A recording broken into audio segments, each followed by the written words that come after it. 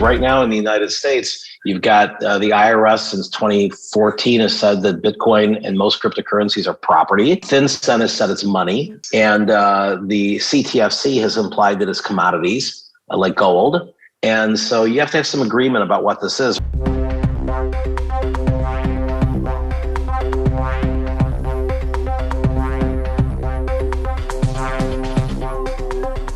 Welcome to the B2B Lead Gen Podcast, your weekly audio masterclass on converting leads to revenue. I'm your host, Eric Schwartzman, author of The Digital Pivot. Let's do this.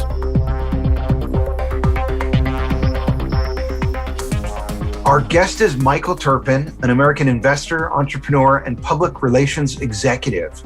In 2013, he co-founded BitAngels, an investment network for blockchain technology startups and the first angel network for Bitcoin and digital currency startups with 500 international investors.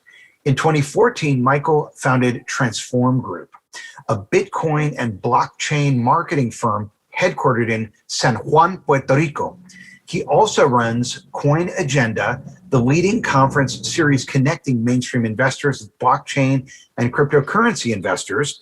In 2018, Michael sued AT&T for $23.8 million in compensatory damages and $200 million in punitive damages, claiming that the company failed to protect his cell phone data and leading to hackers stealing $24 million worth of cryptocurrency. He was a victim of SIM card swapping fraud, a method used to steal one's phone number in order to access their crypto wallets. Michael, welcome to the B2B Lead Gen Podcast. Happy to be here. We got to start by ragging on AT&T. There's a bunch of questions I want to ask, but let me tell you my AT&T story. It's not as good as you, but I'll start with mine.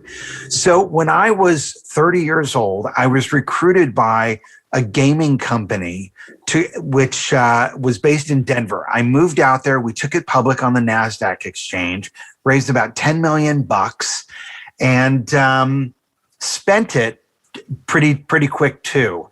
And about 18, I think it was maybe 18 months into it, I was in an executive meeting. I was the head of marketing, and it was the CFO and the controller. And the controller says, I don't think we had any problems. We got at least $2 million left in the bank. And the CFO says, actually, it's not quite $2 million anymore. It's more like $1 million. And then the CEO goes, well, actually, it's not really $1 million anymore. It's more like $500,000. And I thought, okay, time to start thinking about my next move. So I left the company, moved back home, and I had this really killer pad, and I subbed it to a friend of mine. And when she left, she never returned the cable box. And so I forgot about it. I didn't know anything about it, but I went to buy a home in LA, 5 years later, and my credit score was just terrible because of this fucking credit box, the card box that was not returned to AT&T. So I call AT&T to fix it up, and I say, I'm so sorry. They say, okay, well, fine, just pay this bill and we'll take it off your credit report. Well, I pay the bill, they don't take it off the credit report, and I wound up paying an extra point on my loan. And ever since then, I've never spent a nickel on AT&T, even though they got the iPhone first. I waited until someone else got it, just so that I didn't have to give them a nickel. But now I see you actually have the coup de grace AT&T story.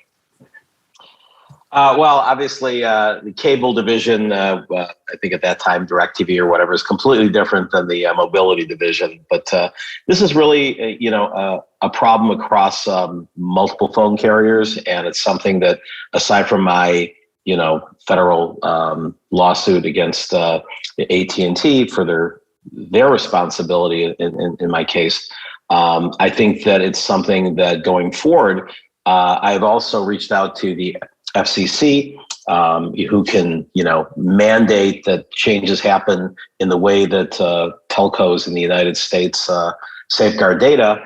And, they slowly started protecting data when it came to robocalling.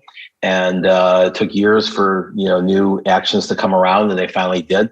But, just the simple act of mandating that a telephone company, protect your PIN code by making it pass fail. So if you go to a bank and you tell the teller, I'm sorry, I forgot my ATM PIN code. Can you just do it for me? They can't, right? You have to go to the fraud department and like say you lost it or whatever, and they'll regenerate a new one.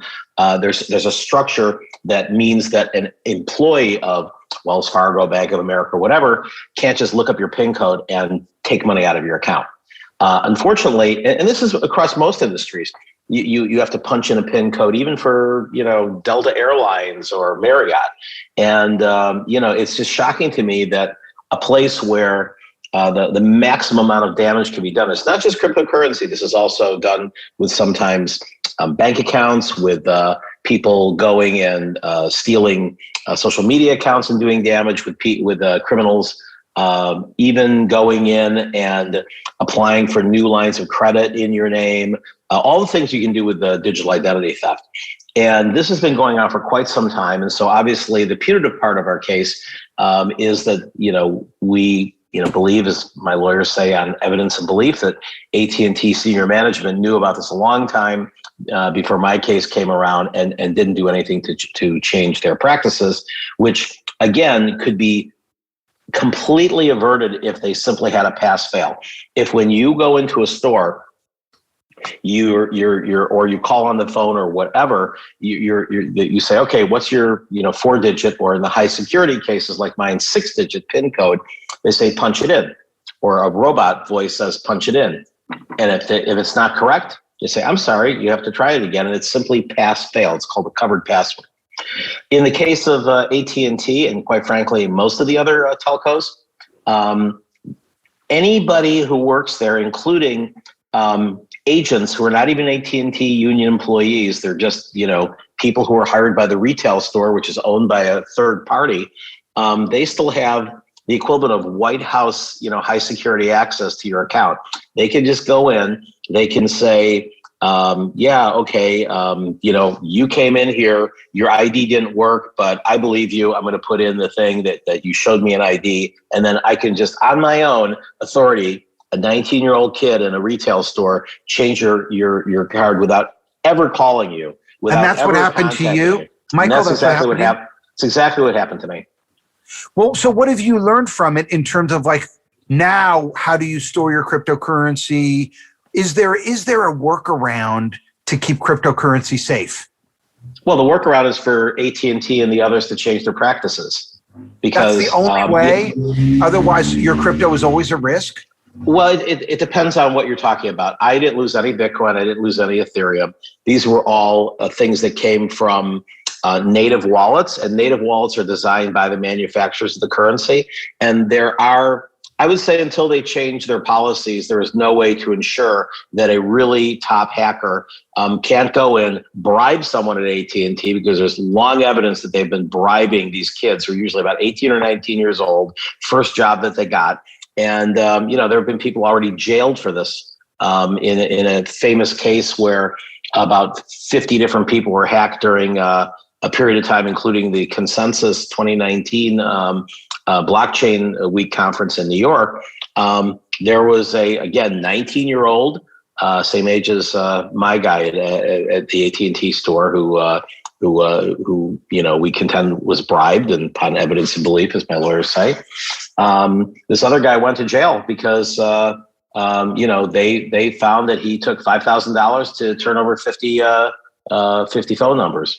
And that's what these kids do. They're like, minimum wage or barely above it. And they get contacted by these gangs to say, hey, how'd you like to make some extra money? All you have to do is just do as we say, and we'll give you $100 a number. Well, $100 a number, and they make, millions on a couple of the ones that they're able to get through. And where did the money wind up going? Do you know? Yeah, of course. We were able to track it. The cryptocurrency, which again was smaller cryptocurrencies, were then moved to an offshore exchange and quickly exchanged for Bitcoin. And, we were able to follow that whole trail. We we have a confession from the main person involved, and we've got a judgment against one of the criminals and a partial settlement for one of the other criminals. So there's no doubt of what happened in terms of the actual movement and what the criminal gang did. But we believe that AT&T is liable because had they had better security, which they've been ordered to have better security under various federal regulations, and my lawyers can explain all the different statutes that they have violated in their actions. But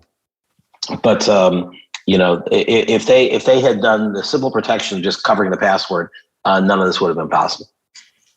So look, I know there's so many people out there talking about crypto this and crypto that, and this stuff inside out. Some of us are still trying to figure out what the hell it is. So let's give you the chance here to tell us very succinctly, what is cryptocurrency? Sure. So cryptocurrency is effectively a public blockchain. I think that cryptocurrency is not a great word because for the most part, it's not treated by most governments in the world as a currency. It's treated as property or as a commodity. If they called it crypto commodities, that might be a better word. But effectively, Bitcoin was the first cryptocurrency and the first blockchain. That's where the concept came from. And Satoshi Nakamoto, who's the person or persons under a pseudonym, who created the white paper in late 2008 to kind of bring cryptocurrency into the world. And the idea was it was a response to the 2008 meltdown of the markets and massive money printing and bailouts and all the games that the central banks have been playing since we went into a fiat world that's not backed by gold.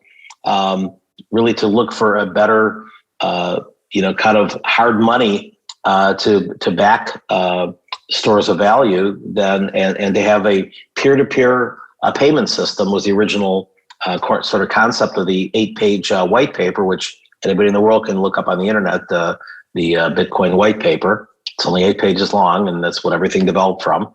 And then in January, Satoshi, did what he said he was going to do, and he created the Genesis block. So a blockchain is a distributed ledger. It's run on thousands of computers all around the world. It's not owned or run by anyone. It's open source code. When you say distributed ledger, it's a spreadsheet.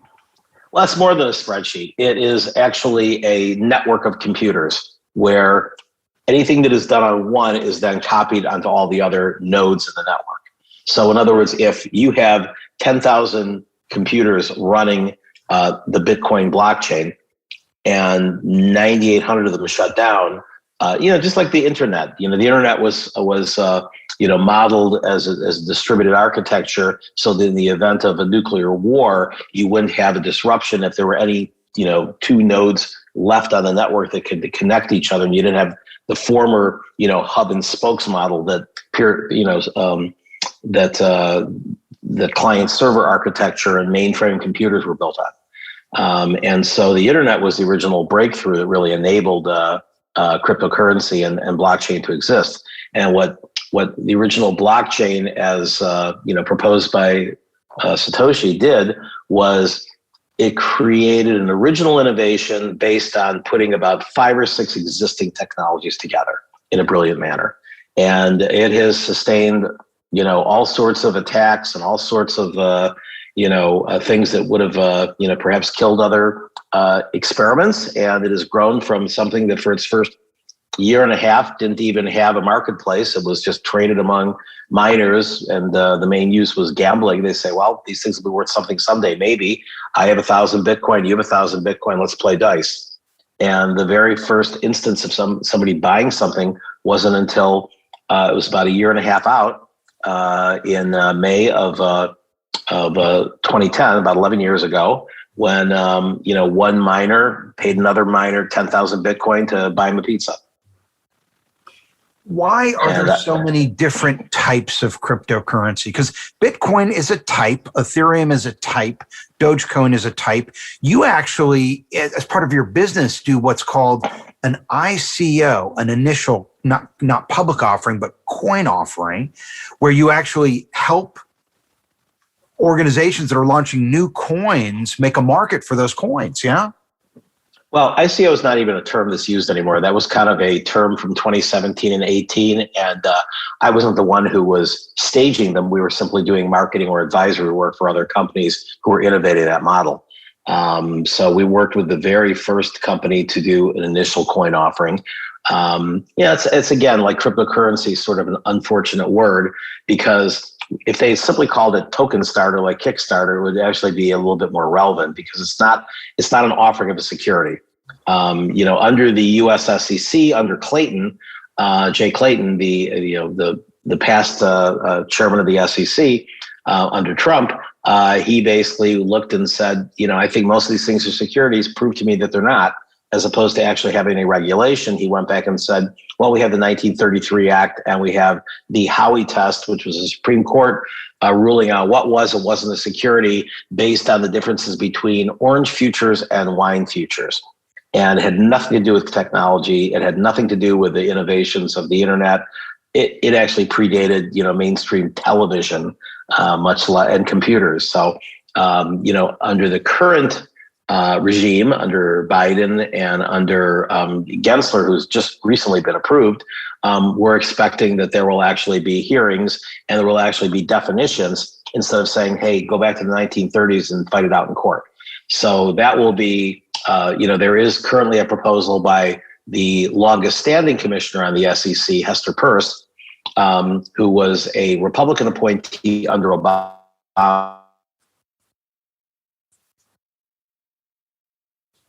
So she's a little bit apolitical, in control as the chairman. So now you have a 3-2 majority for the Democrats. But, for the most part, I wouldn't say that it's really kind of a mainstream political issue. I think it's really a definition of trying to figure out what regulation to put this under. Because right now in the United States, you've got the IRS since 2014 has said that Bitcoin and most cryptocurrencies are property. FinCEN has said it's money. And the CTFC has implied that it's commodities like gold. And so you have to have some agreement about what this is, or else, everybody has to kind of just guess on their own. And for the most part, what they've done is American entrepreneurs have left the United States and simply done everything outside of the United States because they're just afraid that they're going to get it wrong, because there's no clarity about what getting it right is. And so most jurisdictions outside of the United States and a few other jurisdictions, have said, no, we know what it is. I mean, Singapore has said what it is, and some other places have said, yes, if you do a token generation event in our jurisdiction, here are the rules. Within the United States, Wyoming has said, we will exempt you as not being a security if you meet the following criteria, because the SEC has said Bitcoin is not a security. They said Ethereum is not a security, but they had this kind of vague definition that if you're using a token to go and build something that doesn't exist, then it's a security, which is kind of an odd thing, because that's what Kickstarter does, right? And Kickstarters are typically not considered securities because you don't have any equity interest in the company. And so we're in this very gray area right now that most entrepreneurs simply don't deal with the US, and they simply go offshore and they start companies in Singapore. And it's a shame, because this is all taxable revenue that is saying we want to be a U.S. company. And so there's been a flocking of companies to Wyoming, because Wyoming, which 2 years ago was 2-3 years ago, I forget when they had the first legislation, was very kind of, I wouldn't say anti-crypto. They just simply, their existing regulations said you couldn't even donate Bitcoin. And then that was considered money laundering of some form. And Caitlin Long, who is an incredibly bright woman, a friend of mine, who, graduated from the University of Wyoming, went to New York, spent 25 years on Wall Street at Morgan Stanley primarily, and then got into cryptocurrency early. She wanted to go and donate Bitcoin to her university. And they said, well, you can donate cash, but from our reading, it's against the law for you to donate Bitcoin. She said, that's ridiculous. She moved back to Wyoming. She got that law changed and clarified in Wyoming. And while she was there, she decided that she could turn Wyoming into a crypto capital for the United States. And she, working with the Wyoming governor, the Wyoming legislature, have now passed over 70 laws. And there's been a boom of companies moving to Wyoming to do token sales there, because Wyoming will go and say, under our securities administration, we will say, if you are this, this, and this, we will say you're not a security, and you can go and raise, you can sell your token and will not be considered a security. It'll just be considered like a crowd sale, like a Kickstarter, and which is taxable, right? So it's 21% tax. Walk me through that, because if I have cash, right, and I wire it to my Coinbase account, right, and then I buy cryptocurrency, and the cryptocurrency goes up, and then I want to sell I want to take some of my earnings off the table, I pay capital gains tax on that? Yes. How does that work? I guess when I transfer it out of Coinbase, or this is a taxable event. So the taxable event is anytime you trade it. Before 2018, it was only when you turn it into fiat currency. But in January of 2018, they implemented something called the GILTI tax, GILTI. I like to say it's you're guilty until proven innocent. And so if you bought Bitcoin for, say, $10,000, and then you end up saying, I think Ethereum is better, and you end up buying Ethereum at $1,000, a year ago or whenever it was last $1,000, you have to immediately pay tax on your profit from Bitcoin from 1,000 to Ethereum, even though you don't cash it in. You have to sell enough to be able to pay the tax on it. That happened in 2018. So when you had your difficulty with AT&T, and when you were robbed coins in native wallets. It didn't affect your Bitcoin or your Ethereum. Just really quickly, paint a picture for us of the different types of currencies and how they're generally used. Sure. So again, a blockchain is open source software. Bitcoin is open source software. And, Satoshi came out and said, this is a peer-to-peer money system, but, it'll develop as the world wants to develop it. And Vitalik Buterin, who I met before he did Ethereum, and through Anthony Diorio, who's a good friend of mine in Toronto. And, I met him in sort of like the days just after he started the Toronto Bitcoin meetup, and he became a client and again, a good friend. And he introduced me to Vitalik. And actually, I think I met Vitalik through someone else around the same time. But anyway, it was a very small circle of people in Toronto at the time, late mid 2013. And Vitalik came up with a concept of being able to go and make Bitcoin, take some of the weaknesses of Bitcoin in terms of its programmability on chain, and to create a new cryptocurrency that would actually allow you to create smart contracts on chain. Whereas with Bitcoin, you can't do that. With Bitcoin, you have to create things off chain that would then have smart contract ability, or at least some form of that. And he really saw, I think brilliantly, at age 19 in his white paper, the use case for having cryptocurrency actually, automatically enable commerce, right? So in other words, if you've got, let's take the shipping industry. In the shipping industry, hundreds of billions of dollars, if not trillions of dollars globally, you have this very archaic system where you have to have a bill of lading, you have to have like money wired here, and then you have to make sure everything is there. You can put that all into a blockchain. But with Bitcoin, it's still on the blockchain just to enable the payment, and it's not automatic. You would still be checking things and then sending other things. Now there are innovators trying to build things on top of Bitcoin, but Bitcoin's kind of slowness, and it's well designed for what it's become, which is a store of value and of large movement of dollars. It's lousy at paying for a cup of coffee, which was his original thought that someone could do, because the fees have gone up as the security has gone up, and it's all based on algorithms. Ethereum was originally sort of seen as and still really pretty much is, as a world computer, as the ability to be able to go and program smart contracts that will self-execute. So that if I have a contract with you and it's in code, I don't need to have a court to enforce it. It basically says if this is done, this is done, and this is done, then the payment automatically goes through. So when the ship arrives, it'll go in, you'll scan things, see if that's what matches the scan that's been programmed into the blockchain, and it'll automatically deliver the funds. And obviously, garbage in, garbage out. If everything arrives as broken, but the code is still there, maybe it goes through, and then you have to have some dispute mechanism for, like, is it broken or whatever.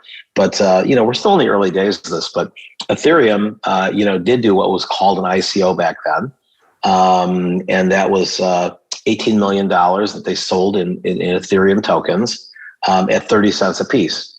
They recently reached the high of over $4,300 a piece. So obviously, that was a very good purchase of that. And, the SEC said, well, it might have been a security at the time, but we're not going to prosecute them. They, of course, were largely Canadians who did the offering, the sale out of Switzerland. But they did not block U.S. investors.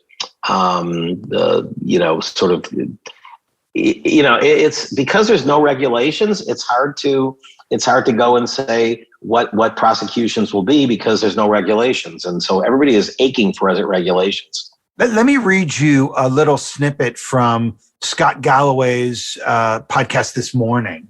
He says, in sum, Facebook and YouTube have said we're all about creators. They could give a fuck about creators. There's millions of creators on these platforms that have realized you can't make any money. These guys, Facebook and YouTube, are going to starch all the margin from them. And occasionally, there'll be some very well-publicized examples of some crazy gamers or some crazy YouTubers that makes $2-3 million bucks. But meanwhile, Google is literally making $2 to $3 billion every week. So here's my question. You've been following this. I mean, you and I talked about this when you first got started in it. So you've been following this and you've been your nose to the grindstone in this for over a decade now. I know of I can name 3 cryptocurrencies: Bitcoin, Ethereum, and Dogecoin. That's all I know. So you probably didn't know much about Dogecoin until Elon started tweeting about it. So the question is this. Is it the same thing as the social networks where everyone's sort of running in and 2 or 3 people get lucky and wind up becoming mega influencers and making all this money, but everyone else is just starching all the margin for somebody else to make the money? Or how many cryptocurrencies are out there and how many actually are valuable? Sure. So there's about 10,000 cryptocurrencies out there, and the vast majority have little to no value. But you could say the same thing about startups, right? How many startups are out there how many screenplays are out there? I mean, so it's the long tail effect in anything. So you have a handful of cryptocurrencies that have an active community, and they go up and down over time. If you look at the top 10 cryptos in 2013, I think Bitcoin and Litecoin are the only ones that are still in the top 10 today. In fact, I don't think Litecoin's even in the top 10 anymore. I think it's out of the top 10 now. And there were other things called DevCoin and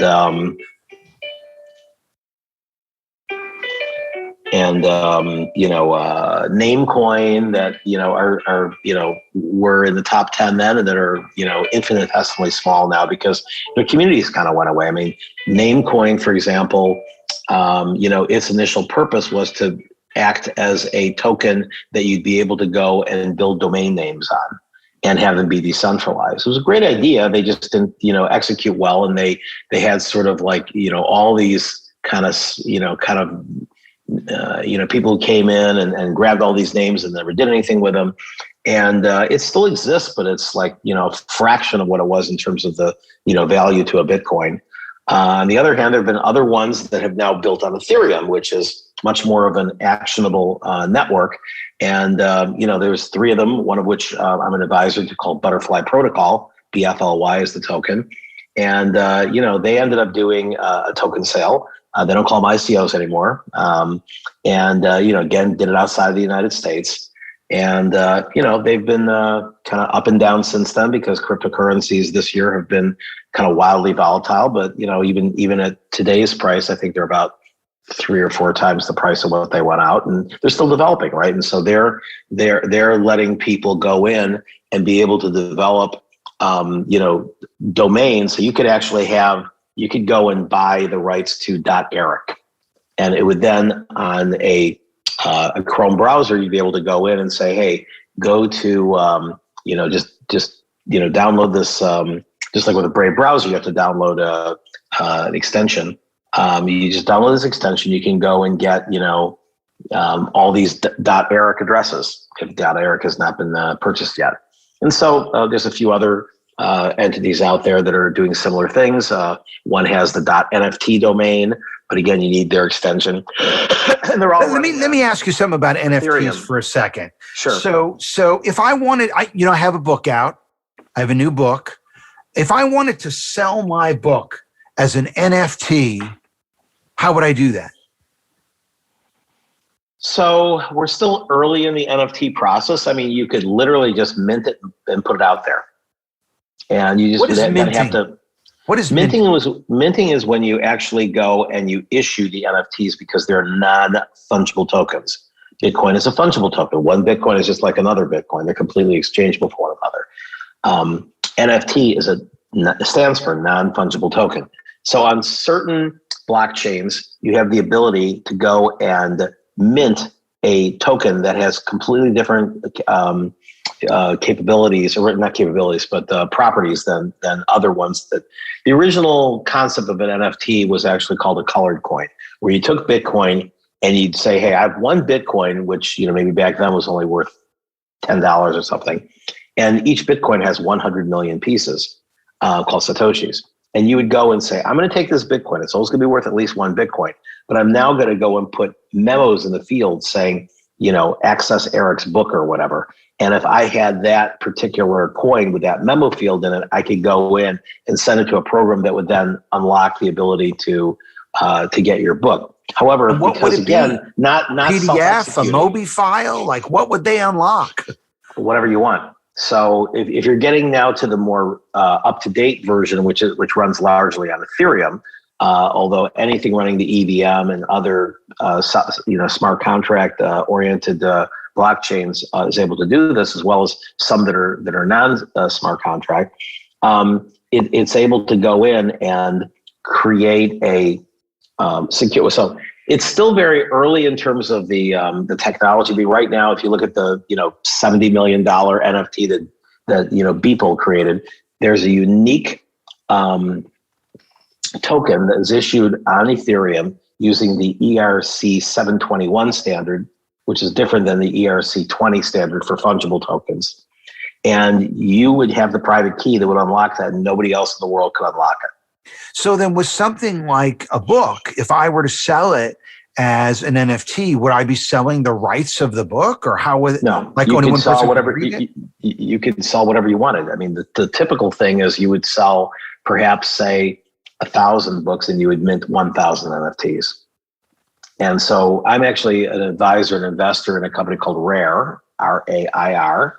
They're at rare.tech, that is taking a watermarking technology on a blockchain that will simplify the security, as well as, because right now, if you want to have a book out, you have two choices. You either, well, I say three choices. You go to a publisher and they do everything for you and they take, lion's share of the profits. And then even on the ebook sales, they have to give up, say, 30% to Amazon before you then get your royalty, which is 10% or whatever it's going to be.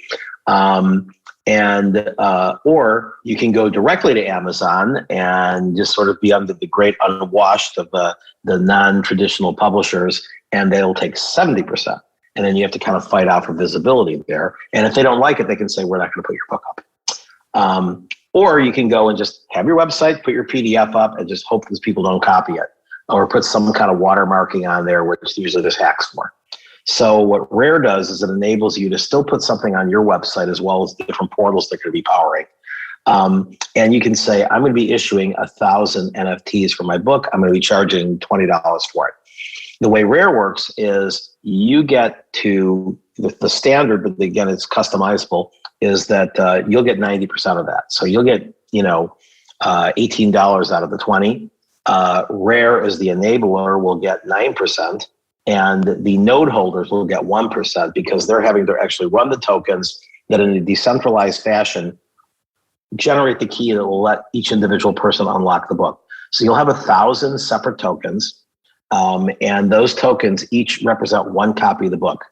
Now you can serialize them and number them if you want. Like think of it the way a serigraph would be in art. You can have that maybe a random 10 of them have some goodies in it, like a kind of a Pokemon prize, and that's that's a rare video, or it's an airdrop of a free $795 seminar that you run or something like that. So, or you can have those goodies put into a rarer version of it. So maybe you only have 10 of the, kind of super duper VIP version. Like you used to be able to go have tiers on Kickstarter or Indiegogo. I think that's going to develop now to having tiers of NFTs. So we're really at the beginning of NFTs, and that's one reason why Ethereum price has gone from $80 to over 4,000 in a little over a year, was because the two hottest areas in tech right now, in blockchain tech, are NFTs, which are largely Ethereum in terms of volume of sales, and DeFi. And both of those, though, have competitive blockchains and competitive solutions to, Ethereum originally was sort of the faster, better, cheaper model, and now all of a sudden they've gotten so big that their fees have gone astronomical in some cases. I mean, sometimes it's going to cost you over $100 for a single NFT. What is crypto staking? Wow, you're really bouncing around here. So crypto staking is where you're going and taking a cryptocurrency, and they have a solution within the blockchain or within the company that created the blockchain, or the foundation that created the blockchain, that you get rewarded for locking up a certain number of tokens. I'd say one of the earliest ones to do that would be a company we worked with in the early days called Dash.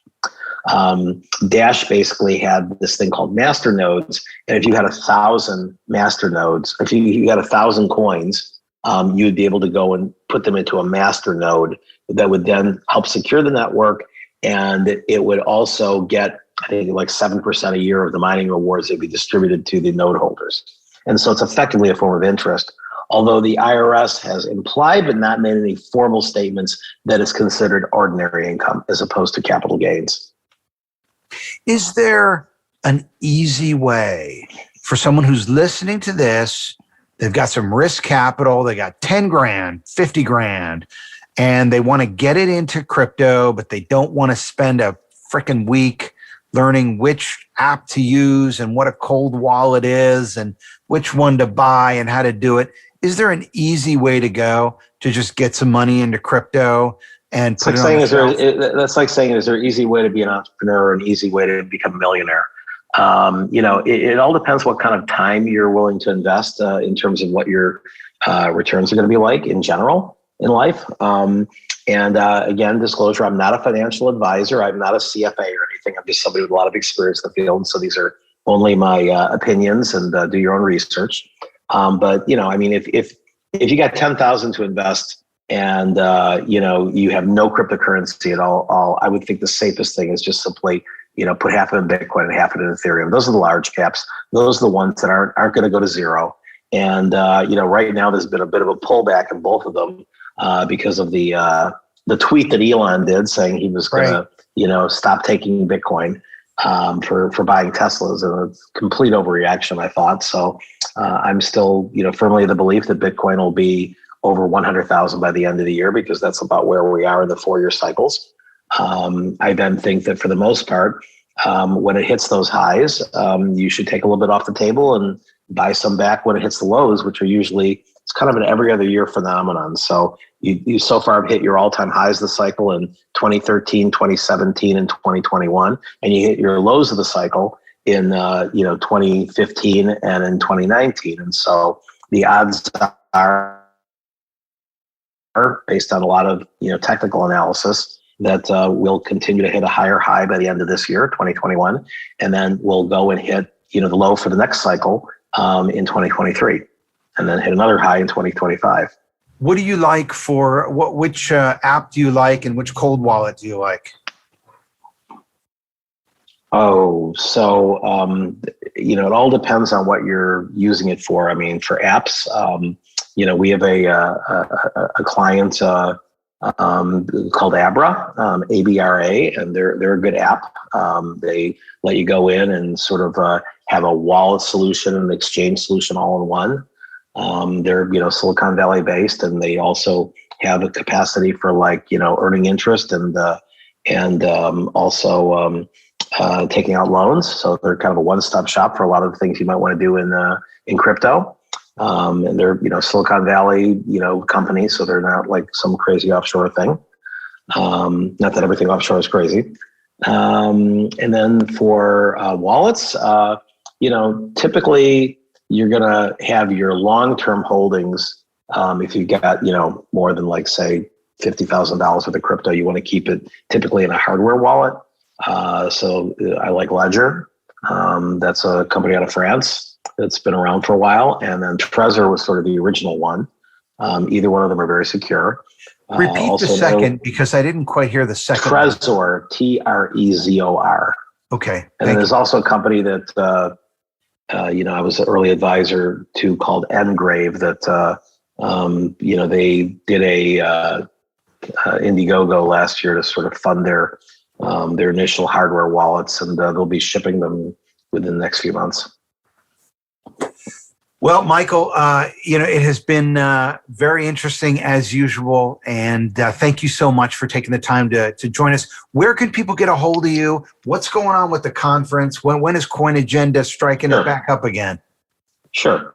So delighted to say we haven't announced this formally. I think it's on the website now, but we're going to put the announcements out in the next couple of days. We will be having 3 physical events. Our last physical event was Coin Agenda Caribbean last year in February, just before everything locked down.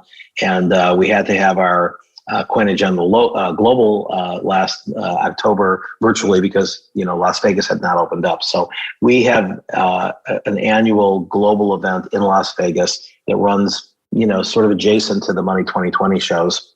And so we will be having that this year on, let me make sure I get the date right. It is the Monday, Tuesday, and Wednesday at the end of October, and that is the 25th to 27th, October 25th to 27th, and it should be up on coinagenda.com. We will also be having our 5th annual, so that's our 8th annual Coin Agenda Global. It'll be our 5th annual Coin Agenda Caribbean in San Juan. I started the first cryptocurrency conferences in the Caribbean when I moved down to San Juan, and this is our 5th year. And that's going to be very heavy on the NFT area because we're going to have it a week after Art Basel this year. And it's going to be December 6th through 8th in San Juan. So go to Art Basel and, check out the NFT art and other art there, and then hop down to San Juan for, beautiful weather. And we're going to have some great speakers there. And then we are going to be holding our first Coin Agenda Europe since 2018. We usually just do Europe and Asia during bull markets. And we'll be having that in Monaco. And that is at the end of September. I believe the tentative dates are the 28th to 30th, but we have not confirmed them yet. They'll be on the site shortly, but they will be in Monaco right after the yacht show. Do you have a venue for Vegas? Yes, we do. New York. This will be the and what about 8th year, and every year we had a different venue. What about Puerto Rico? We are going to be in San Juan. We are talking to 2 different places. We are most likely to be in the El San Juan Hotel, but we haven't confirmed it yet. But it'll probably be in Isla Verde. Great. Which is right near the airport in the city. Well, Michael, great catching up. On the beach. Thank you so much for taking the time. Okay. Thank you, Eric. To master B2B lead generation, you can listen to the first chapter of my new book, The Digital Pivot, for free at digitalpivotbook.com.